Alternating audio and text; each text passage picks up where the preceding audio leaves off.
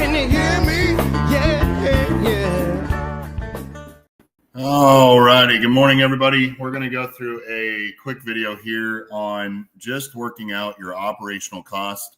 Guys, this is probably one of the most important videos if you're planning to get into the trucking segment. And if you're new into trucking, we're going to talk about cash flow. We're going to talk about positioning. We're going to talk about the cost of operations, the cost of your equipment, working out what prices you actually need to charge your customers, how you got to that number, and then getting yourself in a position that you know that you've got factored in for profit, you factored in for labor, you factored in for the operational expenses to include maintenance, we're factoring in the overhead, all of that. So we're going to go through it real quick, what you can keep up with, kind of the mindset to put yourself in as an owner with the piece of equipment, the truck itself, and then getting the most bang for your buck from a use perspective. And if you've not heard this message before, what I'm going to ask of you is that you hit the like button, you comment, or you share if the value of the video actually means something to you, right? If you get some value from it, that's what I want you to do, because we're going to talk about a different way of adjusting your numbers and thinking about it from a different perspective other than cost per mile. Every calculator I have seen people use, and even the ones I've used myself in the past, all driven down to cost per mile. And a cost per mile perspective for you as a truck driver makes a lot of sense because it allows you to think for, through the process of how many miles you're going to drive, what's the rate per mile, and you can do simple multiplication and figure out what your rate's going to be, and that's how much you got. So it's easy for you to know that if I made $2 a mile and I've got a 90 cents operating cost, that I've got a $1.10 difference, right? So you can do the math on that fairly quick. That's not really a hard way to figure it, but it leaves you a little bit ill-prepared because the people you're working with, your customers and brokerages and so on and so forth, they're operating and fluctuating off of a supply and demand model. So their model and their metric is going up and down based off the needs and the demands of the customers that they work with. And all of those customers are just a little bit different. And more of them have demands on different days or demands for different seasons, what have you. So getting yourself in a situation where you understand your costs regardless of a situation, regardless of the time of year, regardless of anything else, you understand what it is going to take for you to operate your equipment per hour, per mile, per day, so on and so forth. So let's break it down real quick.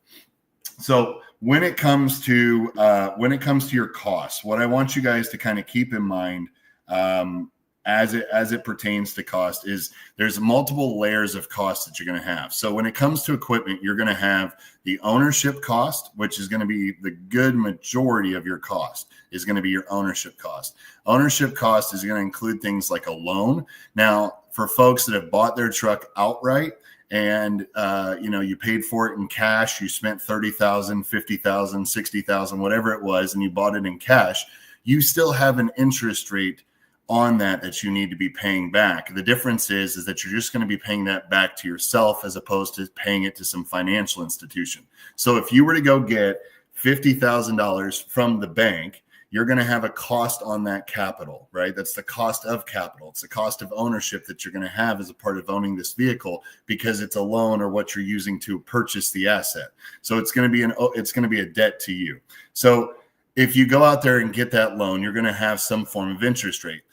Now, conversely, when you go over as a business owner and buy your equipment outright, you still have the same cost because you're going to be, where you're going to drive that interest cost to pay yourself back is on your expected ROI. So for example, if my ROI expectations are 8 to 9%, then I need to put an 8 to 9% interest on top of my payment and paying myself back. Now, this might be a lesser payment because you're just paying yourself back on the interest, or maybe you can give yourself better terms, but I want you to be careful here because what a lot of folks do is they will go out and spend $50,000 and buy a piece of equipment and they'll pay for it in cash. but then they will take 6 to 8 months before they begin paying themselves back because they use the window of no payments for the first 6 months to a year as a way to try to show that their business is off the ground being successful. That's not a demonstration of success. It's a demonstration of you extending yourself longer terms than you probably should. So I want you to get yourself in a habit of paying yourself back at the standard term. So if you were going to go, if the comparison was, I'm going to go get a 5-year loan, then I want you to look at your own business and your own purchasing and your own capital at the same way. So if it's a 5-year loan with the bank, it's going to be a 5-year repayment to yourself. And the interest is going to be your anticipated ROI. You have to be able to give yourself back something. Okay, so it has to be return on capital. You have capital invested into an asset. It's expected that you're going to get something in return, right? So you have to give yourself some return on the capital you send out. So even if the business doesn't generate a profit, you still made some form of return on the capital you initially invested.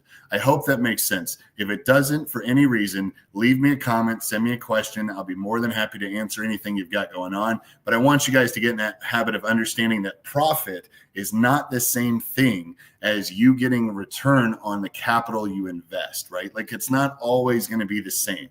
Profit is just the differences of the operations revenue versus its expenses and the remainder that's left over. But a lot of times, because of assumptions and taxes and everything else, that's really just, it's not necessarily the cash that's in your bank.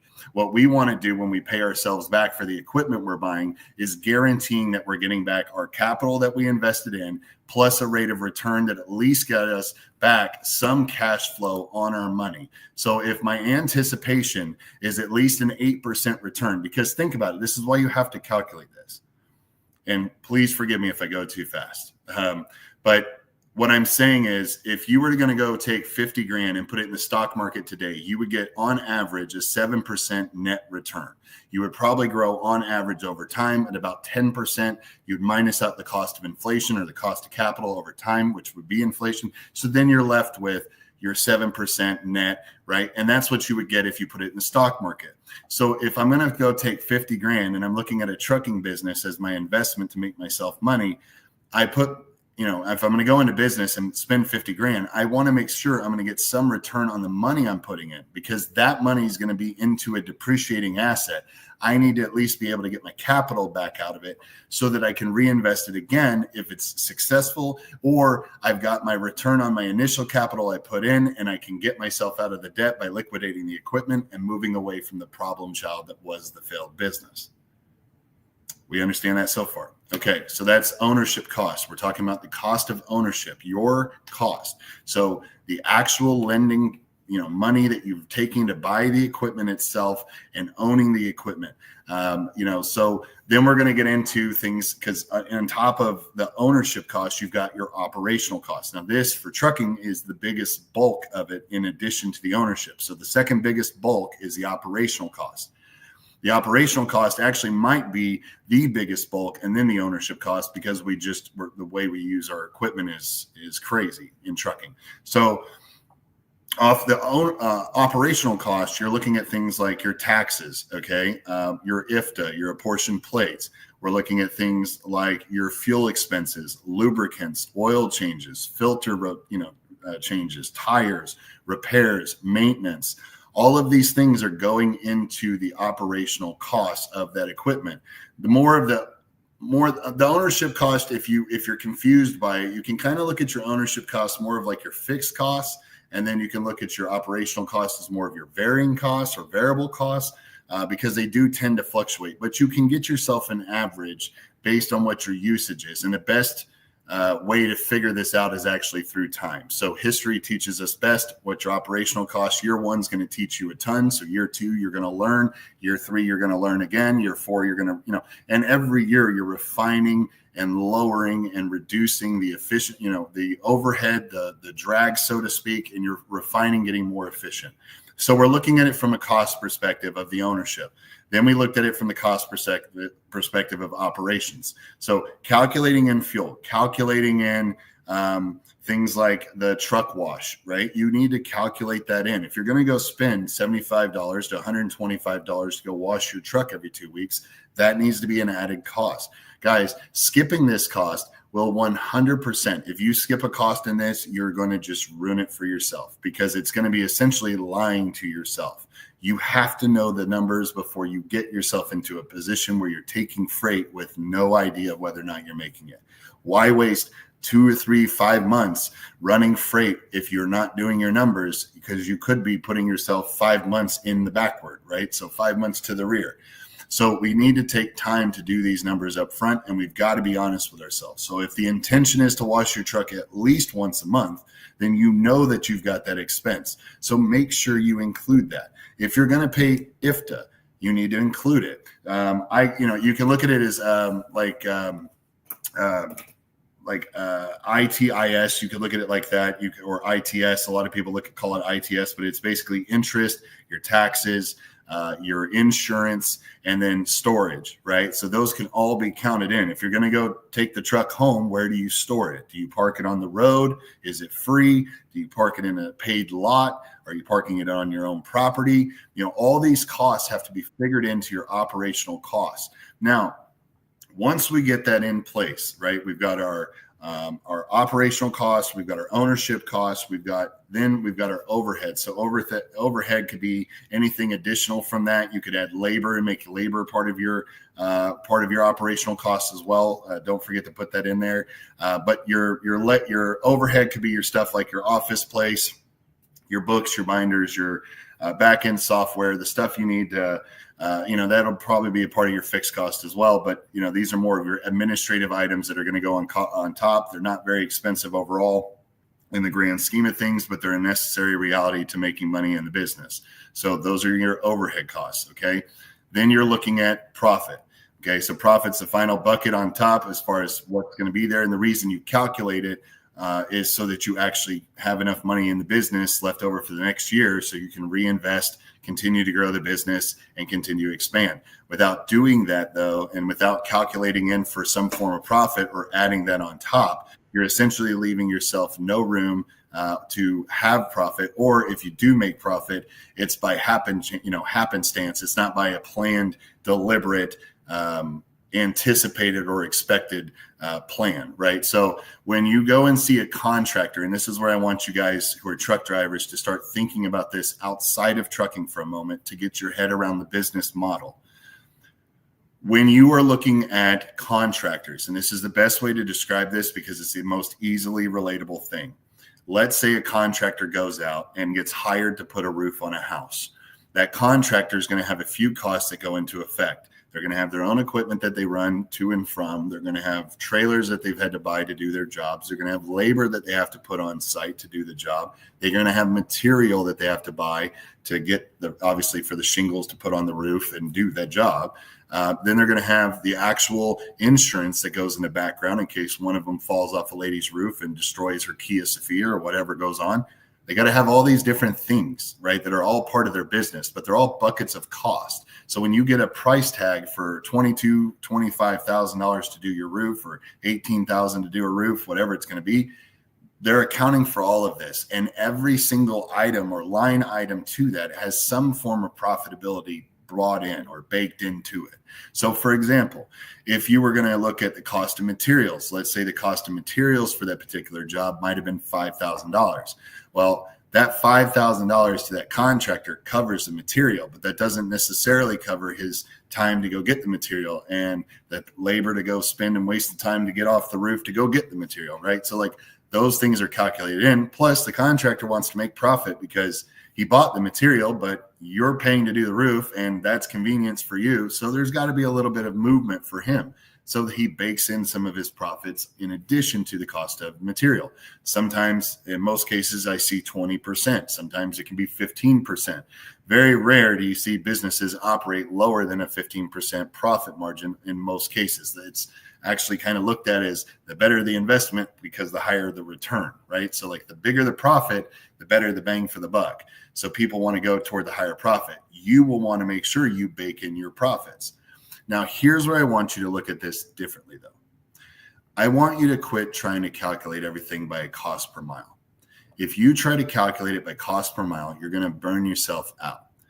The only real effective way to use cost per mile is when you get into a particular ironed out, lined out, no shit contract that tells you what the mileage is going to be, what the consistency is going to be, and what the return is going to be.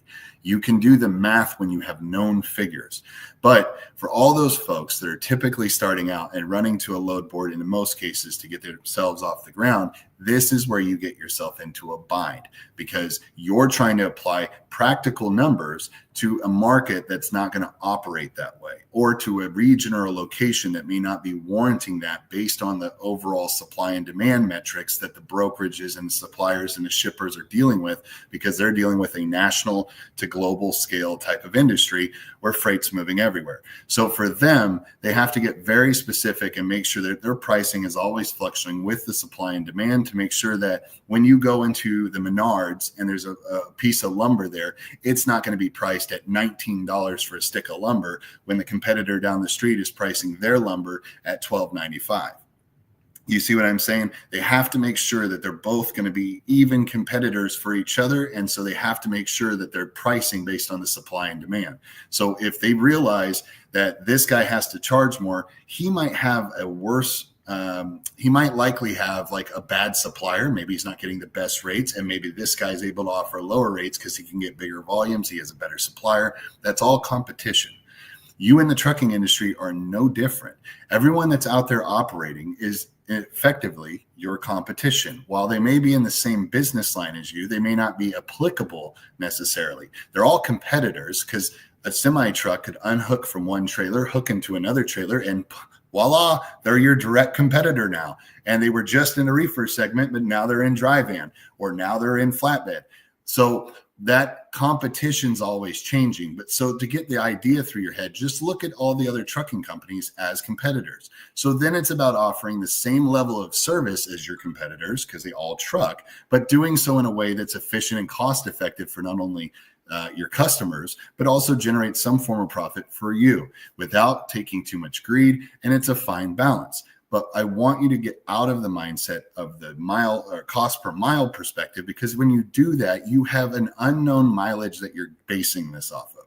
You're going to say, well, last year I ran 110,000 miles. I pulled X amount of deadhead. I had X amount of loads. I made X amount of revenue. You're going to try to do that. But guess what? The next year, it's all going to change again, because you're operating on a load board fashion, right? And so when you look at a load board, and this was where carriers, I think, screw it up when they come in the gate. And I can tell you for myself, looking at it in hindsight, I would have never gone to the boards again. And I would have done things completely differently for a lot of reasons. However, that being the case, and me having the knowledge that I have now, I'm looking back on it and I'm trying to give you guys better pieces of information I think are more relative to your success on day one or in the early stages of the business, so you don't get yourself in a bind later on and wonder, why can I not make money like everybody else? This is why. When you operate in a market that is so inconsistent, and when I say inconsistent, I mean the spot market. The spot market is essentially freight that is yet to be on contract. So, or it's freight that fell off of contract, or freight that was not covered by a contract. So it is not, consistency is not its key, right? Just by its nature, it's not consistent. Okay. You cannot plan off of that. So if there's a supply and demand gotta go load, you might get $5 a mile in a particular lane one week, but then come back to the same lane the next week and the load's nowhere to be found because nobody needs it moved because the rest got covered on the contract. So if you keep trying to operate off of how many miles you're going to run, you're going to be left kind of confused, because your costs aren't going to make sense with the actual maintenance, and the money you're making isn't making sense with how many miles you're running. It's all a problem. So you have to break it down by this. I want you to look at it from a contractor perspective. When they go out, they are billing a job by the labor, by the material, by the time, by the equipment, by the cost, by the ownership, by the hour. They are looking at it from a perspective of how much it's going to take energy, effort, time, and money to do that particular job. I want you to do the same things when you focus on your costs. So when you focus on your costs, I want you to take your costs and I want you to break that down. Go through it from an annual perspective and say, okay, this is what I think my estimated fuel costs are. if you don't know, figure 5,000 to 7,000 miles a month, or $5,000 to $7,000 a month, maybe even higher if you're in an area like New York or California where the price of fuel is higher. If you're unsure of where to go, you can go to EIA.gov, look at the on-road diesel price, and you can look at the averages for the last couple of years, and you'll get a good rolling estimate of what you should put based on the region you live. So figure out your fuel annually, figure out all of this stuff annually. Then I want you to break it down by the month. Then I want you to break it down by the week. Then I want you to break it down by the day, by the hour. And I want you to figure it out what the hourly cost of all of your costs of equipment and everything is per hour, per week. When you figure your week off of a standard 40-hour work week. Why? Because you have to compare this opportunity to everyone else you're dealing with. You don't know if being a truck driver business owner is worth a shit if you could give up the business and go make more down the street and get a better return on your time, energy, and effort and money, right? So we have to compare this to other opportunities in our lives as people. You can't just put this opportunity in a bucket of trucking and say, well, it's trucking, and based on trucking, this is sensible. But then if you look outside the market of that trucking and you go, wow, I'm making nothing. I'm poverty stricken and I can't save money. Well, why is that? Well, it's either cost and your cost is not good enough for the outside opportunities, or the outside opportunities prove to be a better time, energy, and effort expenditure for you. So you have to look at these things from a cost perspective. And I want you to base it off a 40-hour work week. However, we know that we can drive and work up to 70. So if you want to include Saturday, because you know you're guaranteed to work the Saturday, fine, include it. But I want you to break it down by the week, and then in that week by the day, and then by that day by the hours. You have to look at it from a perspective of your time, energy, expenses, effort, everything. Now, the only thing I want you to kind of be flexible on is your fuel. Every job is going to consume fuel a little differently, but you can put some knowns together for yourself, like a little cheat sheet if you wanted to. So for example, if you look over the time frame of how fuel has worked and you see, okay, I get 6 miles a gallon when I'm empty, and I get 7 miles a gallon when I'm empty, and I get 5 miles a gallon when I'm loaded. Okay, so now we can do some math. How much fuel and cost are you spending at 1,000 miles when you're loaded versus 1,000 miles when you're empty? How much do you spend at 500 miles? How much are you spending at 300 miles?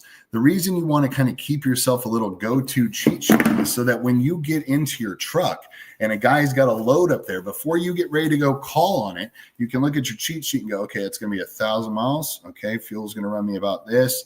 All right, that's going to be this. It's going to take this many hours because I know what my hourly cost is. I can put that on top. And then I also baked in my profit on top. So I know I've got profit on there. So now I know that, yeah, per day, maybe I didn't make what I needed to, and when I say needed to, maybe it's not what I like. Maybe I wanted to make 10 grand that day and instead I didn't.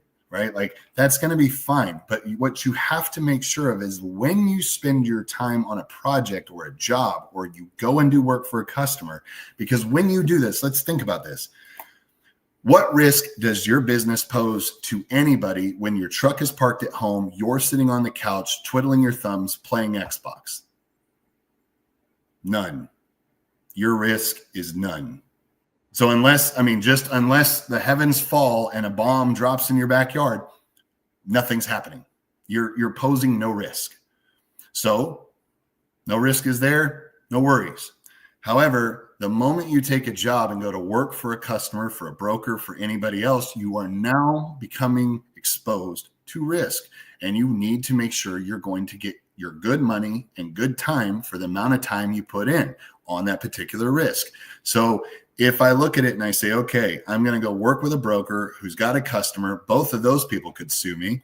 I'm going to be operating amongst the general public. That could cause a major problem. I have to look at this and say, when I'm operating, it's got to be of value to me to do this. I've got to be able to make a profit when I put my truck on the road. So if I bake all my pricing into my hourly numbers and I know what that is, now I can use a combination of fuel plus labor plus my operational costs, whatever, because I baked it in. So maybe you say it's your fixed cost plus your variable cost equals the cost for the job for you. And you don't worry about profit because you baked it into your fixed cost and you added in the variable cost because that's going to change based on the day. And then you got your overall cost for your job. So you know when you run, you're making profit. You've covered your labor. You've covered your equipment. You've covered the maintenance. You've worked out all of this ahead of time. And we worked it out by the hours, by the day, how much it costs me per day to have this piece of vehicle here. And if I'm going to operate it, for example, if I'm going to operate it for 1,000 miles and I know that's going to take me 10 hours time of total time to do that job, and I'm going to figure in another 4 hours just because of loading and unloading, figuring 2 hours on each side, I'm going to be looking at about 14 hours, maybe 15 hours if I account for the 11 hours of driving. I don't count for sleeping because, well, let's be honest. If you ran a business and went out to go do a job, you're not going to put a roofer on the roof at 3 a.m. to roof some lady's house in a residential neighborhood. So let's not be silly and try to be greedy here and account for the extra 10 hours where you're actually sleeping and on break. You can't legally drive. You shouldn't legally charge. You understand? Like, you got to be fair with your customers. So figure it out from a cost perspective, what it would take you to drive. Now you've got your fixed cost baked in and profits guaranteed because you put that in on top, and then you got added in your variable cost. In most cases, could just be your fuel for that particular project. Now you know what you need to run. So on paper, that cost is going to be profitable to your organization. Now, here's where we got to curb this.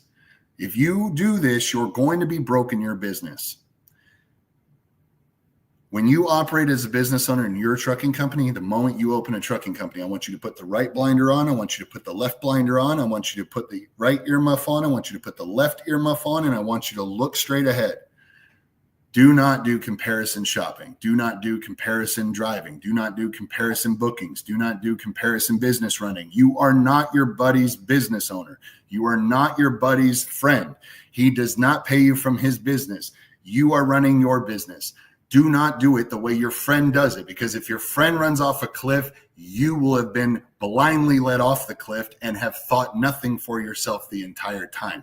Do your own due diligence, do your own math, work out your own costs. You have to be profitable for your family.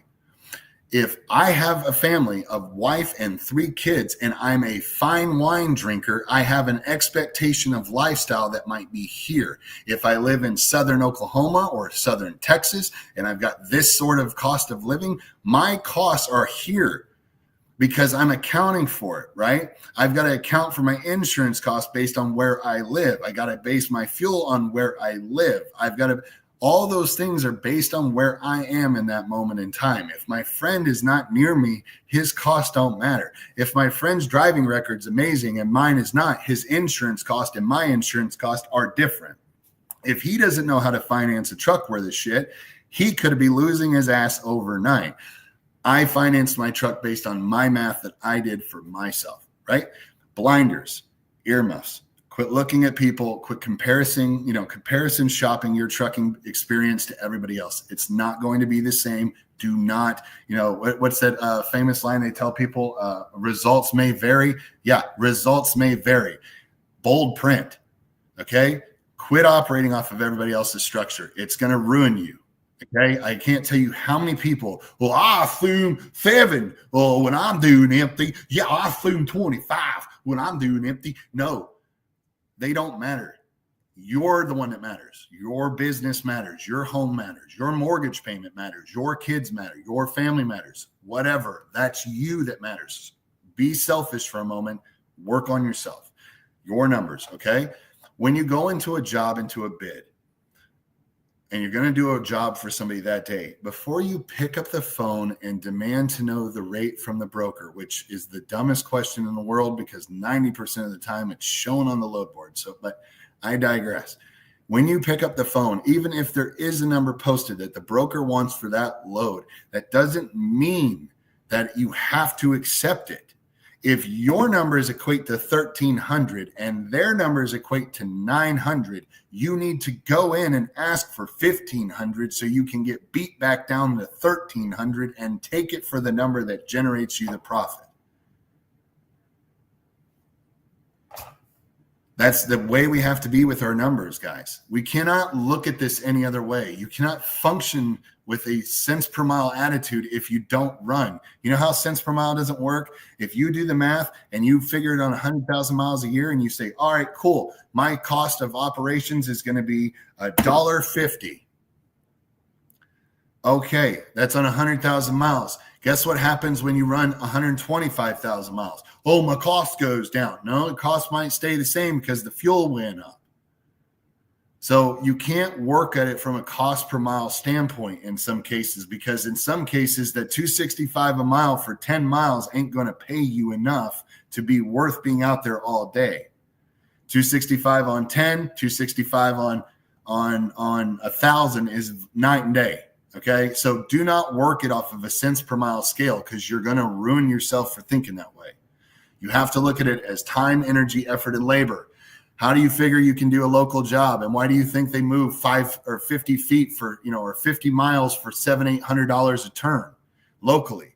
They do that because they're calculating in the ownership cost, the operational cost, the overhead cost, their profitability. All of it's figured in, and they broke it down by the day, by the week, by the month, by the year, by the hour, and figured out how many hours this project will take. Here's how many hours we must have. How much is fuel going to be needed for the job? Here's how much fuel we're going to need. Boom, boom. Add it in. Put a big paragraph of what you won't do and what you won't cover. Send it on your way. Give out your quote. Win the project. Do the job. But the profit's baked in. The costs are baked in. So unless that project were to go and blow up overnight and become vastly more expensive than it was when they planned it, or unless they just added no numbers at all, they're probably fairly reassured that they're going to make a profit. You have to be able to do this for yourself the same way. You cannot function by a cents per mile methodology in a business that you don't have consistent business in.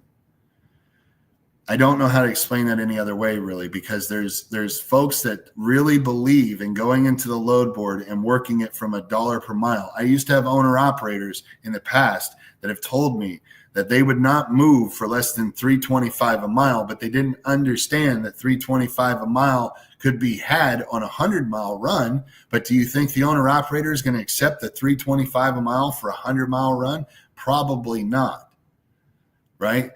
Because if it's going to take him an additional 2 hours to load, an additional 2 hours to unload, that 300-mile run was, or a 100-mile run takes him 2 hours. So now he's got 6 hours invested at $3.25, which means that he's got $325 coming to him, right? Or whatever. It just didn't make any sense. Like, it was like that the number, like I told him, when you're working on a cents per mile perspective, I, as an owner, can destroy your profitability by just lowering the amount of miles you run.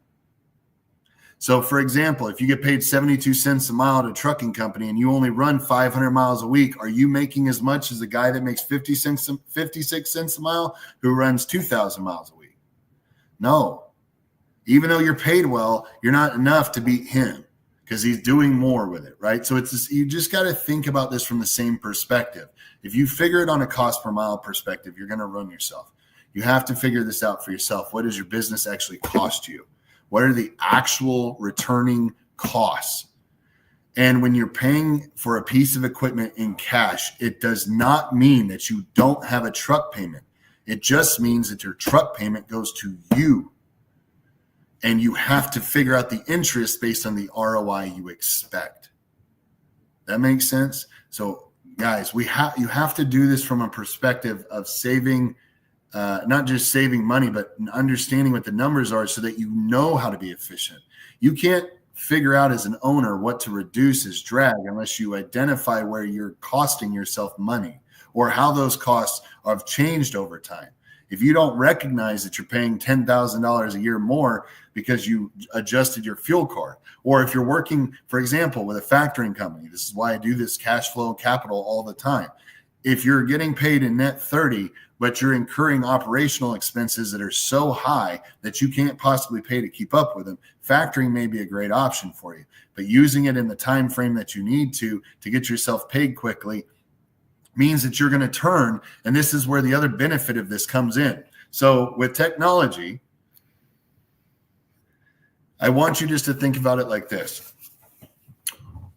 When you go to a gas station or when you go to a smaller vendor and you see them using Stripe, you see them using whatever the pay links are, quick, the Q Pays or Square Pays or whatever they're using, right? That vendor is paying a cost on top of every transaction that they do to Square, okay, for the use of that equipment and for turning that transaction and getting funded quickly, because that's what it's doing. It's processing their payment for them.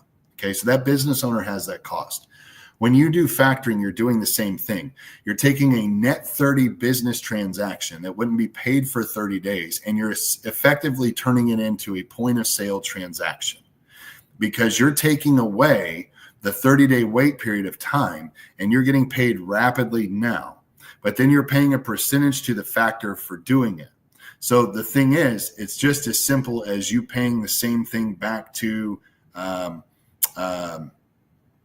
like Square. If you were going to do a point of sale transaction, you would probably pay 3.25% on top as a business owner or vendor. Well, guess what? In factoring, it's so much cheaper for you as a business owner. It's ridiculous. Like right now, our starting rates are at 1.99.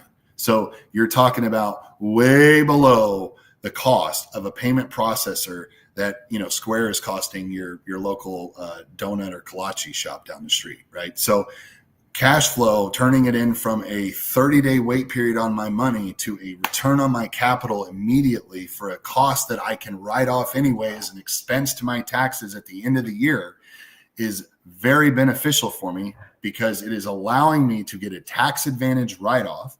It's allowing me to get my transactions of my capital quicker and getting paid now and taking that 30 days to a point of sale transaction. It's allowing me to fund my payroll operations. And because my return on capital is coming in so quickly, I'm getting my realized gains this much faster, which means I can then take my gains and convert them into additional growth, right? Through trucking, adding owners, adding businesses, so on and so forth, and doing it for less than a 2% cost starting it out. Like, that's unbeatable. When I tell people that in factoring and trucking, it's unbeatable, comparatively speaking, to the rest of the industry. And mind you, not needing credit, not needing a business credit, not needing any kind of liquidity, not needing collateral, not needing assets. Go down the street to your bank and see if you can get a bank line of credit. They're going to require capital or collateral. So if it's not capital, it'll be collateral. One of the two, if not both. So you have to think about it from the cost perspective. So people that are like canarying from the rooftop, like, factoring's dumb, I could use a credit card and my APR. Factoring's not APR. Factoring doesn't even go a year. You wouldn't sit on an invoice for a year. Like, what kind of sense would that be? Well, I can just pick up my factoring insurance on the backside. You're going to pay the same cost. And it doesn't go into effect until they fuck you. So like, you might pay for it and it doesn't happen, and you might pay for it and it does happen. So again, factoring can turn the point of sale, transaction back in, but it is a cost to you. So again, you figure that as part of your cost. And again, that's okay to figure that as a part of your cost. There's no problem with that. Now, how do you figure it as part of your cost? Well, the way to look at it from a figure of cost, if you want to look at it from what you can expect when you're doing your annual numbers, well, guess what? Do your annual numbers on revenue. How much revenue do you think you can generally produce? If you want to be modest, start at 200 grand. You want to be fair, probably 200 to 250 is about right for your first year. If you've never done this before, maybe 180, 175 if you're into the Sprinter van, box truck market, some smaller kind of capacity of vehicle. Well, if you know that revenue and you know what the cost of your factoring is going to be, take that total number of the revenue you're going to turn in, multiply it by your factoring rate, divide it out by 12, and presto, you got your cost monthly. Then break that down weekly, then break that down daily, then break that down hourly. Bang, you added it into your numbers and you figured it all out. Guys, doing the math will let you know where your freedom is. Not doing the math leaves you blinded to, it's basically like, imagine walking through a warehouse, and before you enter the warehouse, I tell you there's 150 pro boxers in here wearing 15-ounce weighted gloves, and you're going to walk through it blindfolded. If you get to the other end, I'm going to give you $100,000. But if you get knocked out anywhere in between or fail to find the door to exit, you will not get $100,000. That is essentially what business ownership is like if you were to go in without doing your numbers. It's like wearing a freaking blindfold and walking into an arena of animals getting beat to death, right? Like that's what's going to happen. Do you think the guy, like, it just makes no sense because you don't know which way you're going. You don't know if you're going up, down, left, right, center, backward, forward. You have no clue. And you're going to get left behind because you didn't do the math. Guys, successful business owners are doing the math. 98% of this market is 20 trucks and less. So that tells you that only 2% of the market actually is doing enough of the math or growing beyond 20 trucks. Now, maybe some people grew to 10 trucks and they're perfectly content with that and they don't want to get beyond that. That's fine. But nobody's tracking that metric. And guess what happens as you get larger and larger and larger and larger? You naturally gain what? More leverage, more negotiation strength, more power, more, everything. Cheaper operational costs, better deals, better rates, more strength when you're in the room with your competitors, everything. All of that changes when you grow your business and when you do your math. Guys, I don't want you to look at your costs as in cents per mile. Quit freaking doing math that way. It's not reliable for the average business owner that's relying on a load board. You are going to do yourself a disservice. You don't know if you're running 2,000 miles this week. You don't know if you're running 5,000 miles this week. But you can know that if you run 500 miles and it takes you 10 hours, how much time, cost, and energy and fuel that would be for your equipment, which will let you know what your costs are for that job. If you're going to idle your truck, you can expect the totally different perspective for your operational costs, right? Because in traditional operations, semi-truck might run 2,500 hours a year. But if you're idling that sumbitch every single day, you might be running closer to 5,000 miles or 5,000 hours a year. Well, if the anticipated life of that truck was somewhere between 12 to 15,000 hours, which is about 6 to 7 years, if that's what the anticipation ownership time is for your company or what you think, then you're looking at burning that up in literally half the time. So that means that you have to put back even more money to account for all the wear and tear you're adding to the vehicle. So you have to realize that maybe that $10,000 APU system doesn't work out too well. It seems like a real burdensome cost on the front end, but if you calculate it out, it might actually save you a lot of money in return and time on the wearable time on your truck, which in turn could prolong the life of that truck, which means that your costs would reduce. Again, all of this is just working yourself through the common sense math of it and figuring it out by the hour and by the project and by the job, baking in your cost, baking in your driver pay. Guys, how the hell are you going to pay yourself? Quit figuring out your labor costs. Well, I pay myself $1,000 a week. On how many hours? Bro, think about it. Okay, if I paid you $1,000 a week, but I got 90 hours out of you, is that the same fairness as $1,000 a week and you work 42 hours? Okay, you have to do the math on this to say what's actually going to be beneficial to you. You just blindly saying I'm going to do $1,000 a week is not telling yourself the truth. You're basically saying, well, I'm going to go on a salary and I'm going to work myself to death to be on this salary. And then when I'm on this salary, I'm going to hope that it's actually going to generate me a profit. And I'm going to hope I turn enough revenue to cover the cost of my salary. Or you could do the average and say, hey, look, the average truck driver is making on average $35 an hour. This job's going to take me 10 hours. That's $350 in labor costs. I'm going to add that in. Maybe I bake that into my fixed numbers. So now I've got a $35 hourly cost for my driver or myself. Their cost is already baked in. Well, Danny, we drive 70 hours. What about overtime? Well, if you're not getting paid overtime right now, or if you haven't been as a company driver ever paid overtime or a salary or a percentage check that equated to that same thing as overtime, then I wouldn't figure on overtime. But if you want to pay yourself for the overtime, then you need to figure it out.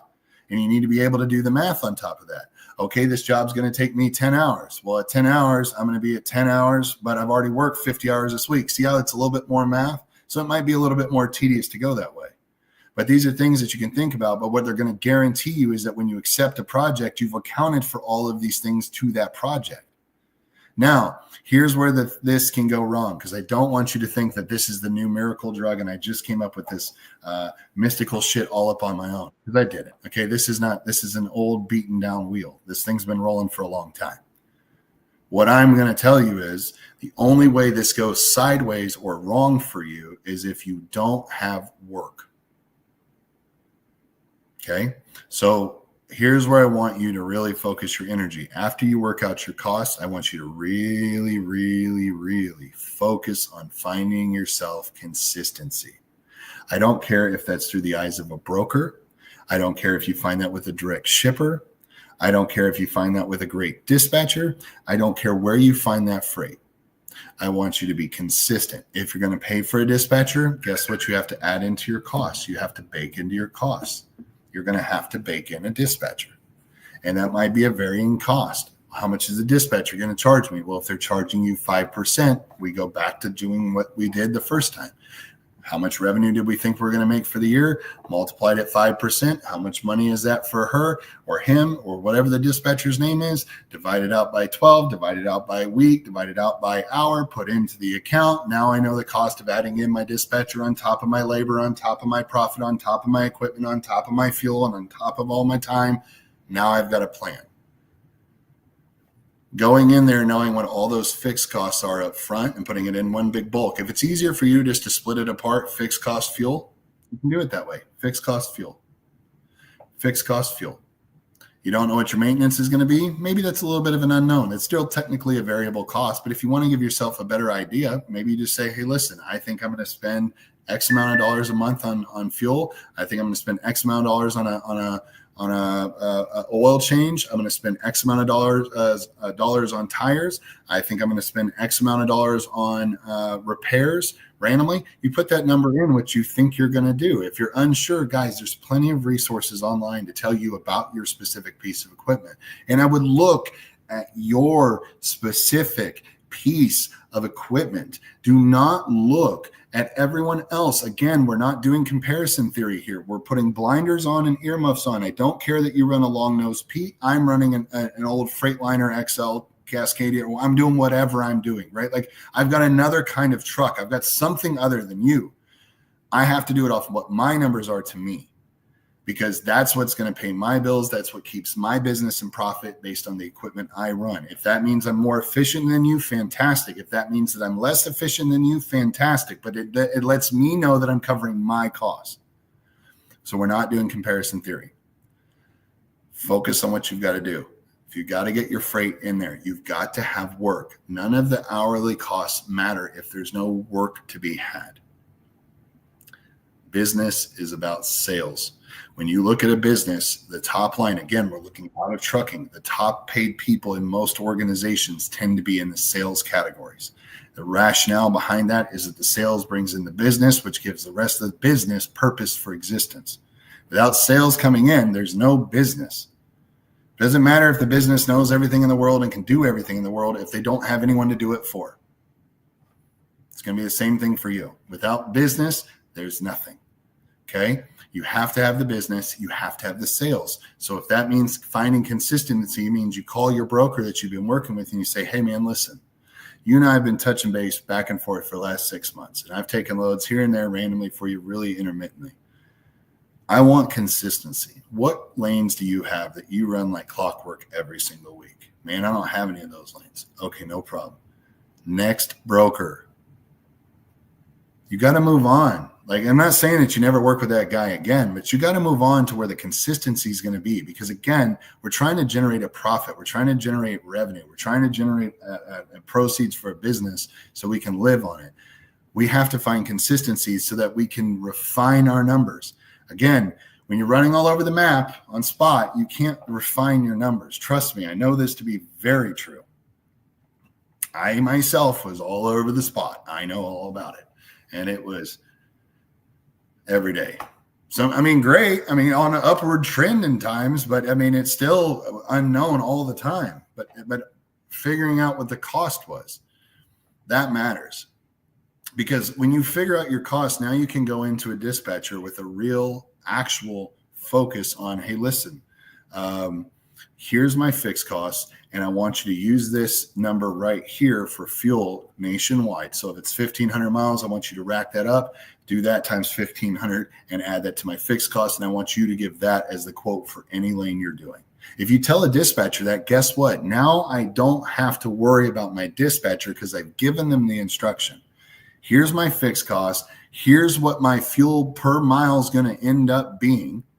And the way I'm doing that is maybe the way I figured my fuel was I took the national average and I picked a number. I looked at the last 5 years and I said, okay, last 5 years, this looks like the average. I'm going to stick with that number for my fuel costs. And I'm going to tell my dispatcher to multiply that by the miles I'm actually driving because it's going to be loaded costs. I'll work out my operational costs or whatever, or maybe unloaded. I can work all that out. But then they give them the fixed cost and I give them the number to do times miles. Now I've got my fuel accounted for, my fixed cost accounted for. My dispatcher didn't have to wonder if they did a good job for me or not. And I've already accounted for the dispatcher in my fixed numbers anyway, so I can continue to afford to keep them there and they can continue to afford to operate, and we're going to still be profitable. Now, so long as my projections are generally correct that I'm going to do $200,000 a year roughly in revenue, which has been proven across this industry thousands of times over, you can do the math and figure it out. It's not hard, but if you don't do the math, guys, I'm telling you right now, it's an absolute bust. You're going to lose your bacon overnight if you don't do the math. So many people are running into brick walls and never see it coming. They hit the brick wall at 90 miles an hour. And it's just splatter for effect. Okay, let me see if I can answer your comments.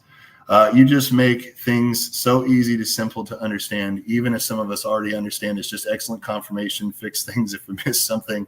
Factoring with you when rates rise. Thank you. Hey, good, man. Like, I want you guys to know what you're doing. Like, I want it to be beneficial for you. So if this helps you guys to understand that, that's the way I want you to do it. Don't worry about your taxations. Don't worry about all this other stuff. I know you're going to figure out taxes. I know you're going to be nervous about taxes. You're going to try to factor in taxes. You're going to try to do all these things and figure out these numbers. And I know guys are saving receipts for food and doing all that. Look, I want you to focus on what it's going to take for you to operate your business. That's the first efficiency to figure out. If you don't know how to be profitable, you won't have any money to worry about spending. So we have to focus on profitability first and our cost to do the job. Then we can talk about being good stewards of the money we generate from doing our jobs, and then how to live off that and how to spread that out and be efficient there with those costs. We can do that after figuring out what it takes to generate the profit. You have to figure that first number out first. If you don't work that stuff out for yourself, you're in a bind. I don't care if you drive a box truck. I don't care if you rent a semi truck. I don't care if you drive your own pickup truck. It doesn't matter. They all have an operational cost. If you pay for it in cash, rule of thumb, pay for it in cash, you have to use your anticipated ROI as the interest rate. So if your anticipated ROI is 8%, 9%, that's the money you're giving yourself back on your own money for taking the time to put 50 grand in or 100 grand in or whatever. You got to pay yourself back for your own use of money. You're not free. Neither is your money. The bank will charge you for your money. You got to charge yourself for your own money. Come on, do the math, okay? It's not hard, guys, but if you don't think about this stuff, you're going to burn your bacon. You're going to come out at the end of the year thinking, man, I made $30,000 in profit. Well, if you didn't pay yourself back, guess what? That $30,000 is actually owed to you for the money you put in, or a portion of that at a prorated amount would be owed to you. Okay, guys, doing the math is really simple. It can work it out. If you guys need any help with this stuff, and guys, if you found the video useful, here's what you do. You just give me a like, send it, share it with somebody, whatever. A like is perfect. You want to like the videos that I put out and that's all you want to do? I don't care if you subscribe or not. I want you to be educated.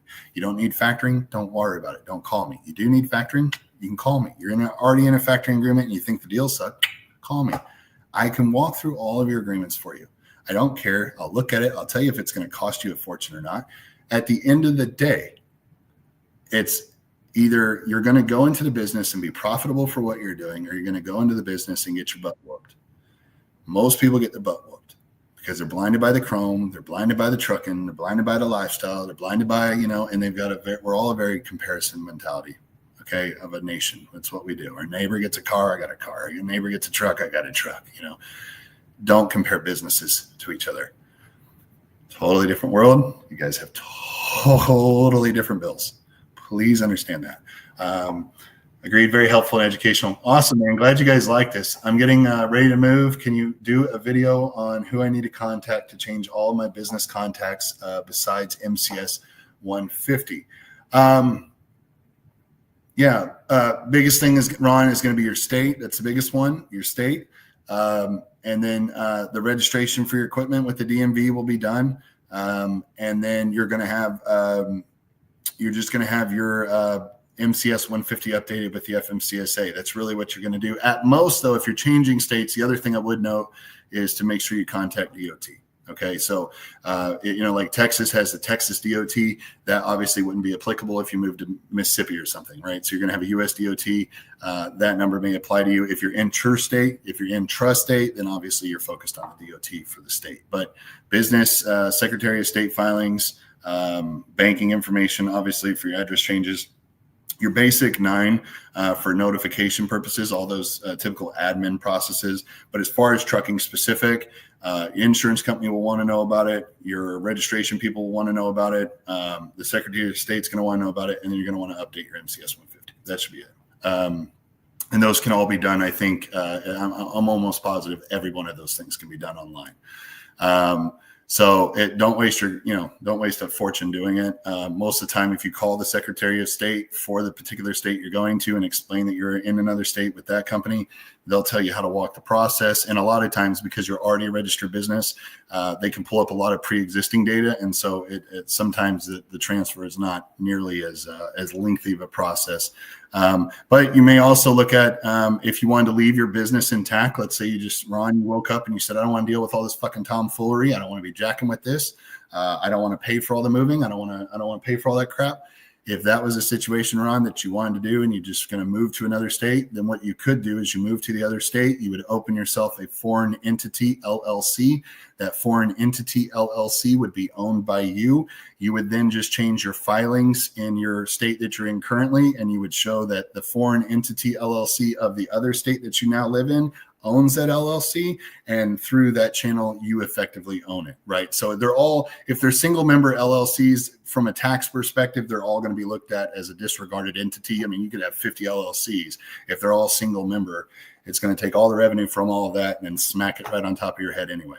So if you're just moving a state and you don't want to be bothered with re-registering, or maybe your insurance in that particular state you're operating in today is going to be cheaper than where you're going, absolutely just go into that state, file a foreign entity LLC, put yourself as the owner of that, and then you can own the other LLC with your foreign entity. Now, again, I'm not a tax advisor. I'm not a business advisor. I'm no legal, guy with degrees on my wall. I'm just doing the shit that I know how to do. So I'm telling you what I've done. Don't take that as gospel. Don't come sue me over that crap. Just do it for yourself. If you run into any issues, though, I mean, obviously, there's plenty of resources, but I don't think it's worth a giant fortune of time if you're moving out and you're going to be somewhere.